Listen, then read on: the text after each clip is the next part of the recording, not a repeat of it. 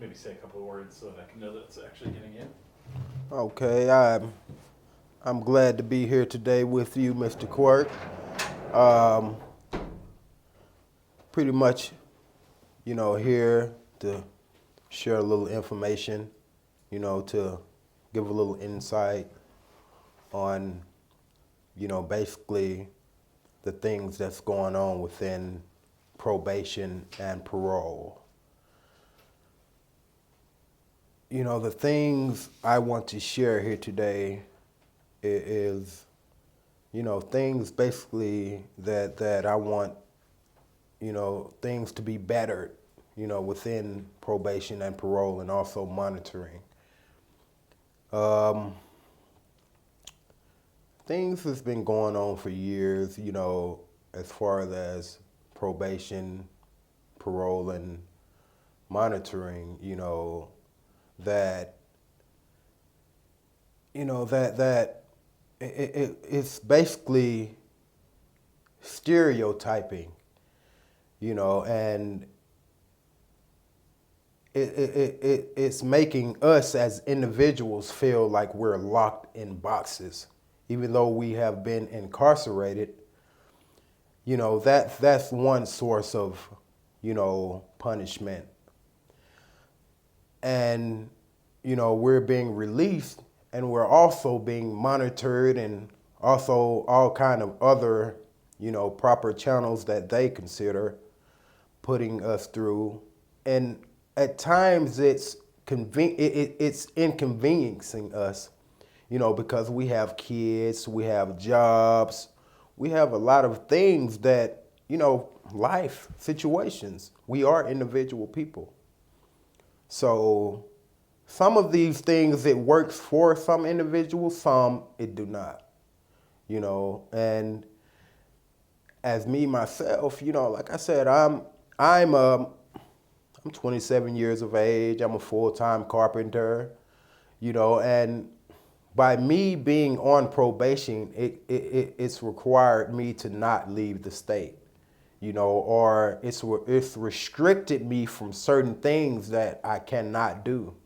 I am an individual. I'm not a, kind of animal locked in a cage or anything. So it's just, they're just restricting us as individuals, from things that, they consider, oh, you shouldn't, do this or oh, you shouldn't do that. I mean, we're grown, Just because we made one mistake, it doesn't mean that we're going to go right back out in the public and, do the same. Some people, yeah, but, it's stereotyping us, as I feel myself. And, we're going out and, it's one thing to be incarcerated. We're falling behind from the everyday things out in the world, not being able to see our families or not being able to go out and provide with a job or not being able to go and just actually, intervene with the everyday life. That's a hard feeling to stomach, for just being away from our family, our kids, our wives, jobs. It's a hard feeling to stomach. But us as men, some people they suck it up and look at the bigger picture of, hey, I might have did some things that was wrong and this is me paying my debt to society. And some individuals, they just, hey, yeah, I'm here for the love, I'm here for the fun and the games and, and it's inconveniencing us in a way because, it's taken away. We can't get the time back. But me as myself as an individual, I feel we can't get the time back. What we can make up for it. So we go out and, as a monitor, the leg monitor for people who, I've done it before, but, for people who have been released from the system and have to be monitored by a monitor or an ankle monitor or whatever the case may be, it's restricting us. They're telling us, hey, you have a curfew and, certain things, you have to be in a house, just restricting us from the everyday life. And like I said, we are individual. We are individual people. And,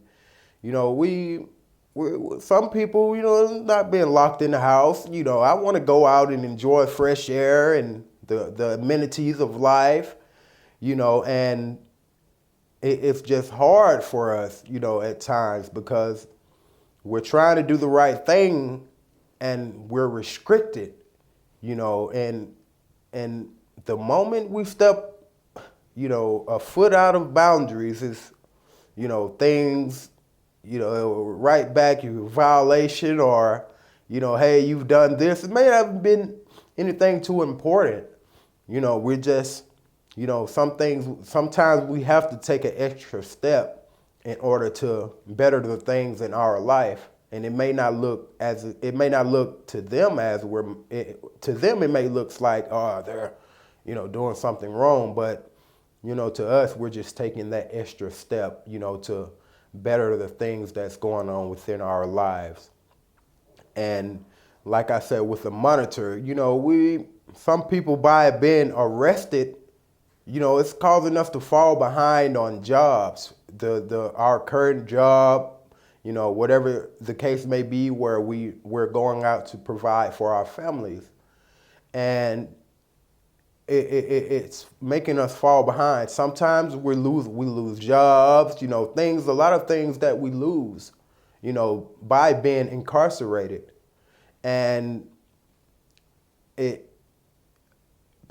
some individuals, they're getting out trying to get their life back on track. But here I am on an ankle monitor that's, monitoring, not saying it's not doing what it's supposed to do, but it's, maybe we go out in society and we're walking down the road, or we're just in society and people are looking, hey, grabbing hold to things and tightening up, stiffening their attitudes and, and it may not even be, the individual. It's just the stereotype of them seeing that, he has a monitor, he's being monitored. Some people don't like the fact of, people being in, get him away from around me, he's been monitored, or stereotyping, he's a criminal, he has a monitor, or, things like that. And, it's hindering us in ways as if we're going out and getting jobs and people are looking as if we don't want them in this source of business and in our business because it's going to run the business away. Them seeing, him being monitored or, he's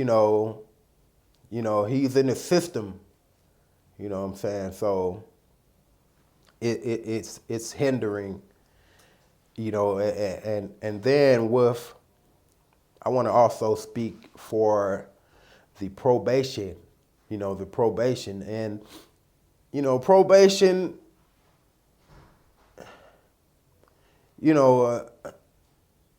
I'm currently, doing some things with probation, you know what I'm saying? And as I said, it's not every individual probation, office or officer. It's just certain individuals, that has, I feel like situations could be handled, a little bit better because like I said, we are individual people. We do have lives to live, kids to take care of, and a lot of, things that we have going in life as people.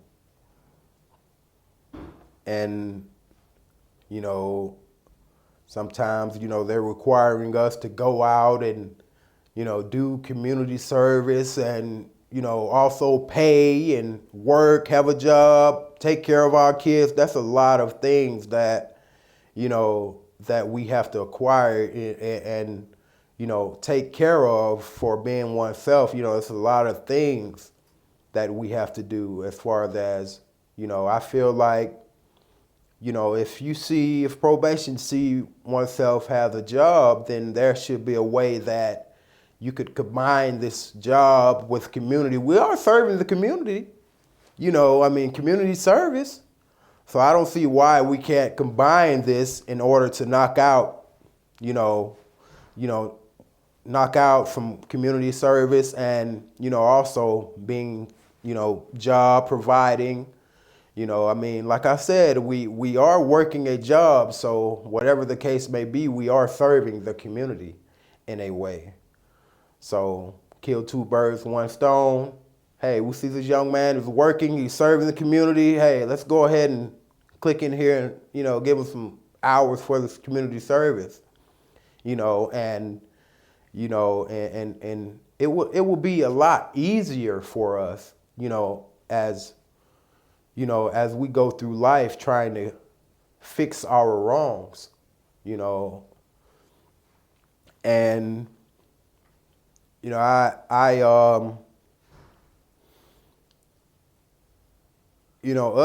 want to piggyback on, us being, taken away from our family. It's hurting us, but it's hurting our family the most. So as we go through these trials and tribulations, it's hurting our kids, and it's taking away from our families. The sole provider, the male figure or the female figure. I'm speaking for both, and it's taking away from us. Not saying, I've always been the type of person to, if you do some things that's wrong, you pay your debts to society. And that's the bottom line, But as far as, the consequences, it's like it's been drilled, the consequences is, you wrong, then you get treated like an animal. Sometimes, some people, they get the tap on the wrist, but some people don't, and sometimes it disables you at a time, because this is a mental thing, it's also messing with our mental state. And, by us being incarcerated, not being able to see, just the outside, not being able to go, being woke up and being told what to do, when and how, it's caused a effect on our mental state, of just being, locked in a room for 23 hours a day, or, and it just hinders us in a lot of ways, and like I said, I'm the type of person to, I've always been to, you have to pay your debts to society, one way or another. But, the consequences can be a little lightened up for individuals out in the world, and, it's not every, consequence. It's not everything that's initially put towards the individual when you're, getting in trouble. It's just certain consequences. It's like double jeopardy, and it's hard. And I just feel like some of the system could, look at us as individuals. We do have lives, it's just a mistake we made, and, not just do us as if we are animals, lock us away, monitor them, go out to your house and, have neighbors like, oh my God, look at that, police all around the house, every first or second of the month, I don't want that around me. Maybe let's put a complaint. Let's get them out of here. So your you've actually touched on a lot of the questions I was going to ask, but I might kind of go back and ask some, or ask them in a certain way, just so that, because if I go back and edit, and I want to make sure I'm kind of like, it might fit in a way that works, a particular way. But, so you have kids and you're married, can you talk about that? Like, so one of the things what I told people was, if I ask a question, it might be like, if I say like, how has this impacted your family life? You would say, this has impacted my family life by. So you're like kind of repeating my question in the start of your answer. But yeah, so we could like talk about your family. Yes, my family, like I said, I'm 27 years of age, full-time carpenter, have 3 beautiful daughters, and being incarcerated, it has impacted my family by, just me not being there, the time, the bills, me just being there, for my kids, teaching them, helping them with the homework, helping raise them, and my daughter sometime, I have to, it just, like, it's kind of hard, because by me being incarcerated, it's taken away from them as it's been me being present, and when you're away, it's like the saying, out of sight, out of mind, and like I said, my kids, they know me, but for sometimes people, they're being incarcerated for so long, the kids should think they forget about you, and that's a hard feeling to stomach when you've been incarcerated and, your kids are looking for daddy or mommy, to be there and you're not there, and their kids, it affect the kids mentally, anger, of the parent not being there, and it's not purposely, it just, we've made mistakes, and it just causes our kids to be angry inside, and that's a hard feeling to stomach, so we have to go back and try to fix things with our kids and, try and gain that trust back, with being away. My oldest daughter, Dad, she's, hey, I love you so much, but where have you been? And I have to, feather up the energy to let her know everything that has went on within me and the situation that I have been through. Can you talk a little, or actually, when you were looking for work, how did all of this process impact that, finding a job or keeping a job? When I got released, by me being incarcerated, it impacted me by when I went out to try and find a job. I mean, I had transportation, but like I said, I fell behind, car note, fell behind, and my car got repossessed. So I had to start all over again, riding MARTA, and then at the same time, I'm going out, I'm trying to do day-to-day jobs to, get transportation around. So I didn't have any transportation, and then riding MARTA, you might go and your hopes are up, but, you want to let the employer know, you go to filling out your application and you get to this question, have you ever been convicted of a crime or have you ever been arrested? And, you're sitting there like, oh my God. I hope this doesn't, hinder me from getting this job, and then you finish up the application and you have some employers that come back to you, well, Mr. Brooks, unfortunately, we can't hire you due to the fact that you've been incarcerated or you've been, arrested for this and that, and that just, your heart, it just breaks your heart. You've put up so much energy, you have so much hope, you're going out trying to provide, and you're up here. I'm going to do this. My hope, my energy, my ambition level. Sometimes that put us down. It puts us down at a lowest point in life. Of going out trying and just get knocked right off. Cut short. Bam. That's that quick. And it takes away. And just by certain individuals, they can't handle that. They just give up, forget about it.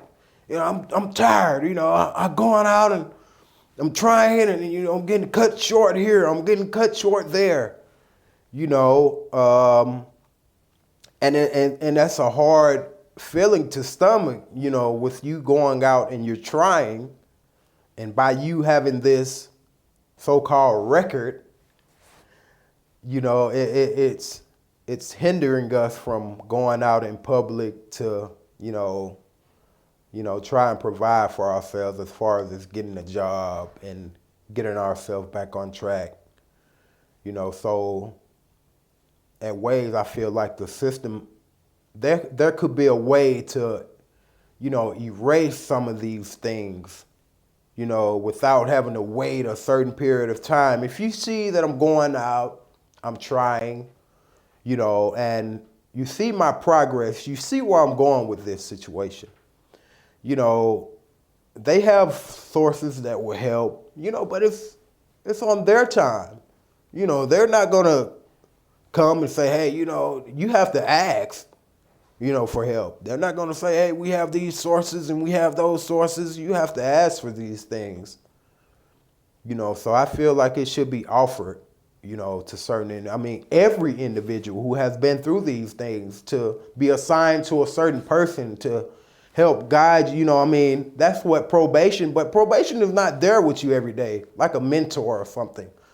You go and report or whatever the case may be. They're not taking you out to find a job. You have to do these things on your own, and I feel like it should be a way for you to have some kind of person like a mentor assigned to you to, keep your track, keep you in the direction you need to be going, or, certain things, that you just can't do. I feel like, y'all took the time to lock me up and didn't care. I was sitting in there, but here yet I'm out now and I have to try to fend for myself when I've been taken away from, society. And, now I have to go out here, clueless of everything that's been going on. I don't know. I'm trying to adapt back to society, and I have to go clueless of things. Trying to figure out, hey, which way do I go? So, yeah, I feel like there should be, some kind of mentor thing going on here, They're giving babysitters, not mentors. Yeah, absolutely. That's right. And, and that will help a lot. They will see the difference within, with us going and, just being put out there, just to fend for ourselves. No, we're grown, we're individuals, but, being taken away, it takes away from us. Being incarcerated, it takes away from the life, we did have some people didn't. But me, myself, it has taken away from a lot of things that I had going on in my life. Job, Mr. Brooks, call, hey, Mr. Brooks, where are you? Finance, my car, hey, Mr. Brooks, when are you going to make a car payment? Your car should be auctioned off at a da-da-da-da amount of time. And, a lot of things, it just has caused me to be behind. But here yet, I'm trying. I'm not the type of person to give up. And I'm going to keep going until I make it to where I want to be. Can you talk a little bit about the specific charges and sentence and kind of the timeline of everything? Well, when I did get arrested, it was for false imprisonment and and financial credit card fraud. And, you know, I went in under these charges, you know, with the assumption that, you know, hey, everything is going to be okay. You know, I have an attorney here telling me they're going to help me through this, you know.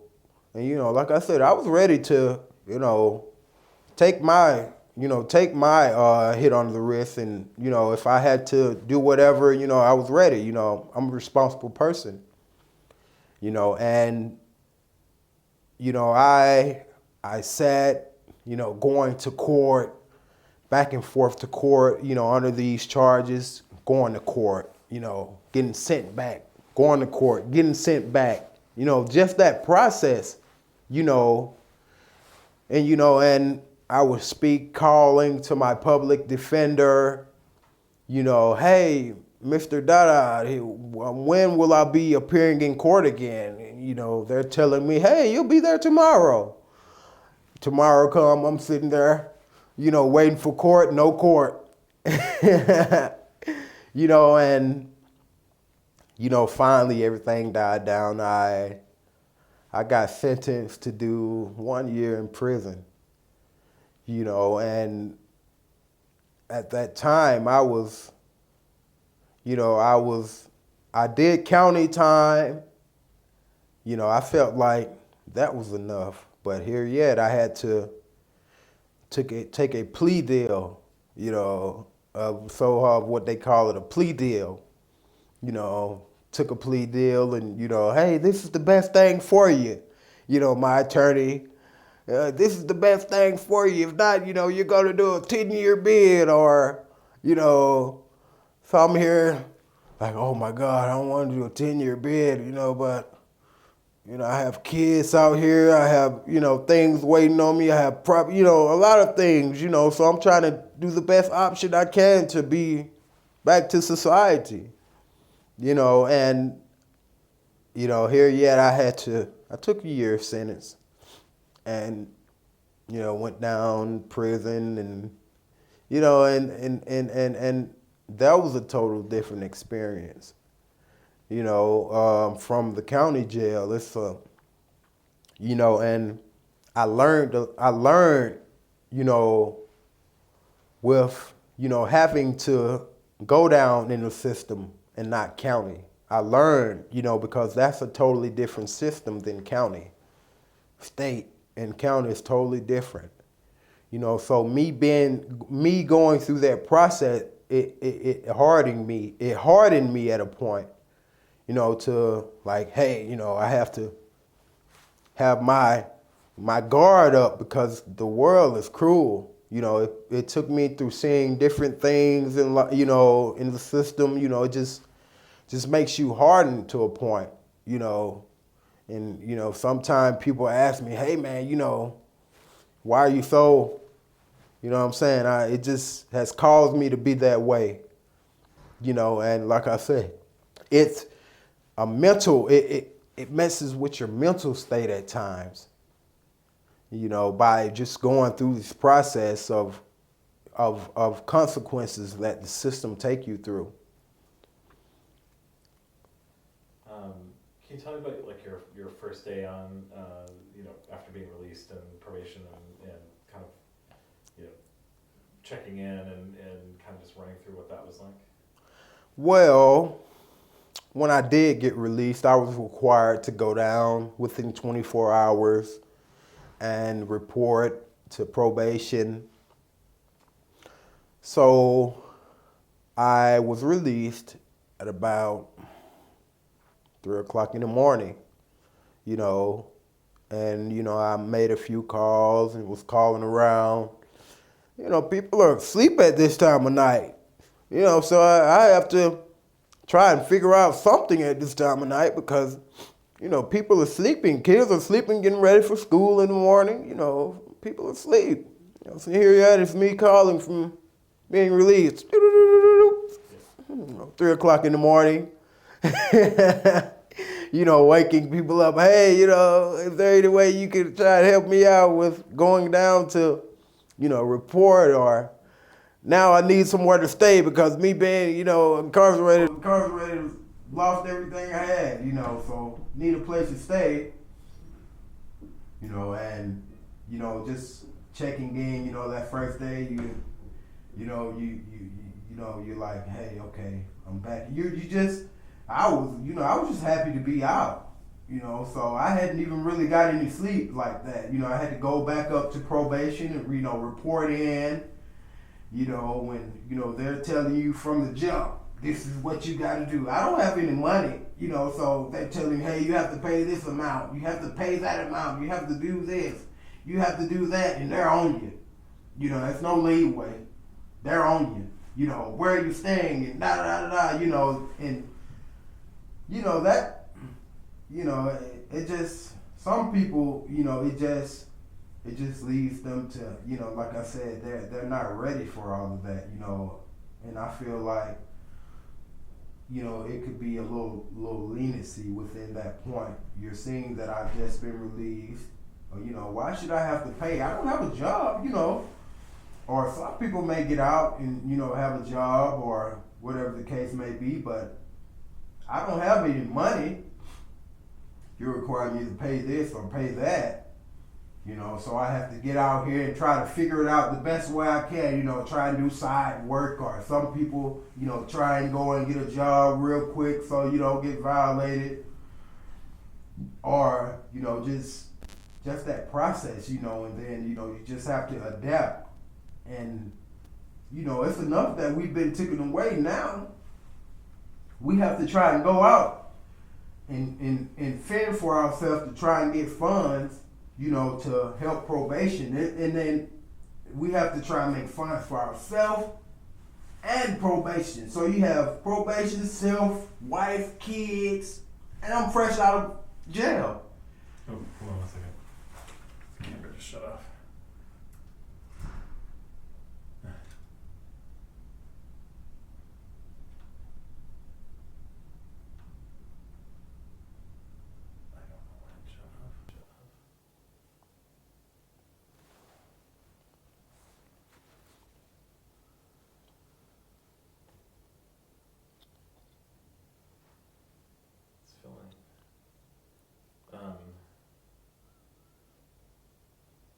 So, I think you were just saying it's a lot of pressure. Yeah, for kids. it's a lot of pressure, that you have to try and feather up the energy to deal with. With you just getting out, now you have to do it all over again, and then this is also taking you away from the family. You have to try and go out, make means, and yet my kids, I want to spend some time with my kids, but I really don't have the time. I have to try and go out, make money for this, make money for bills, or try and get myself back on track. And, they're not funding us. They're not saying, hey, let's give them a check for da-da-da. And, that may be some type of help towards him getting himself back together, And, like I said, it's just a lot of pressure, with, just having all of that on your shoulder and on your back. It's just a lot of pressure. And some people, they just can't deal with it. Some people, they're considering suicide and, a lot of things that they don't know. It's just a lot of pressure for oneself to be able to feather up the energy to deal with. And it's just a lot. It's just a lot, and some people, they're just not able. Can you talk about the specific costs of different parts of things?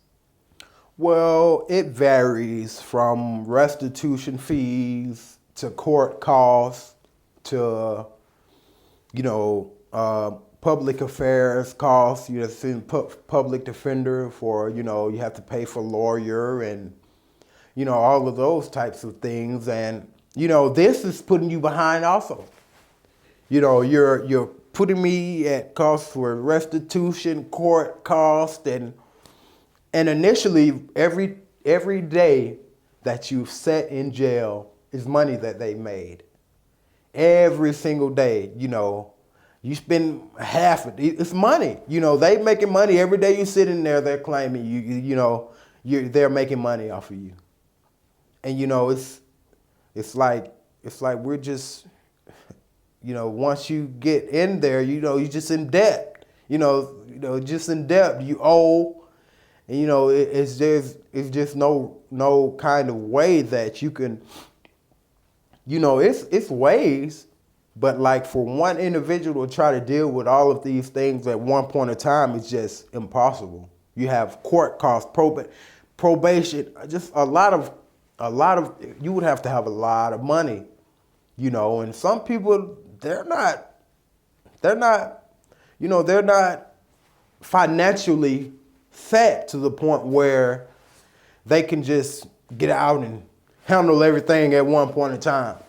They're not financially set that way, so have to go out and try the best way you can to meet these standards and, try and abide by these rules, everything that everybody is setting. You have to try and abide by the rules and, these costs, it's like,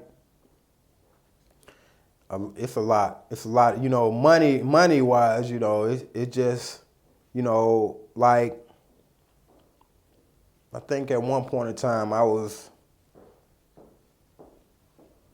I forget the cost but it was so, it was added into the probation and everything, so, court costs and everything. It's just a lot, it's just a lot of things that they put on you, just for being, and it's, some people, individuals, just mistakes we made.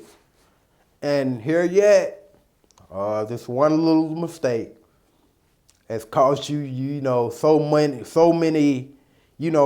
things in your life to be inconvenienced. Family, a lot of things it has cost you to just be inconvenienced. So you've had an ankle monitor before. Can you kind of talk about what it was like to have that on for the first time? Yeah.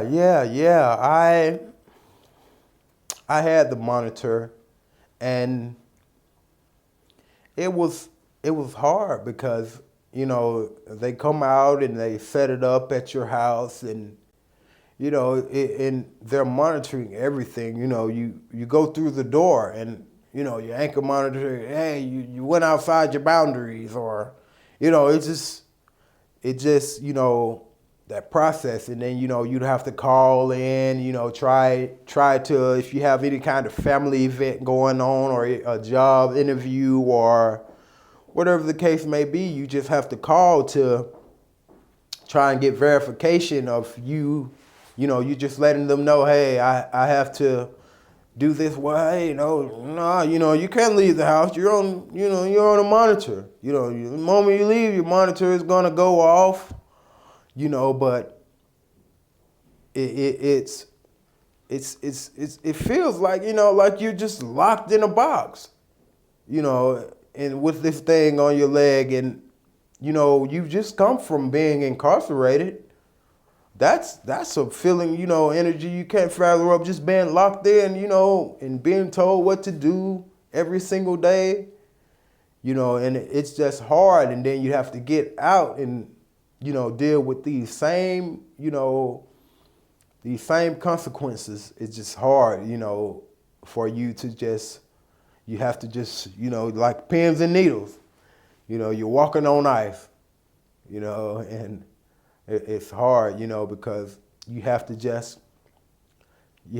keep, and then you have to keep it charged, the moment I might be sleeping, it went off, I forgot to put it on the charger, or, hey, your ankle monitor, the moment, thing is talking to you, or whatever, hey, your ankle monitor, what's the problem? What's going on around there?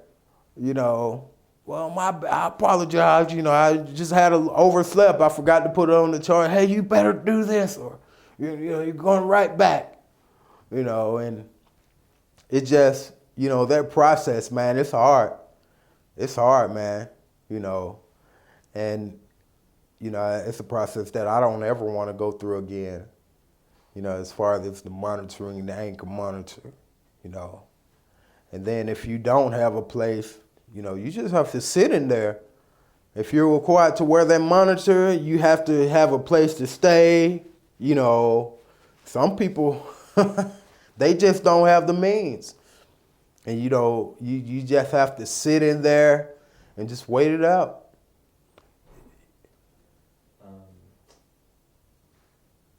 I think that's pretty much it. Yeah, I think I'm good. Do you have anything else you want to add, or you? Well, you know, I figured I've covered all corners, and I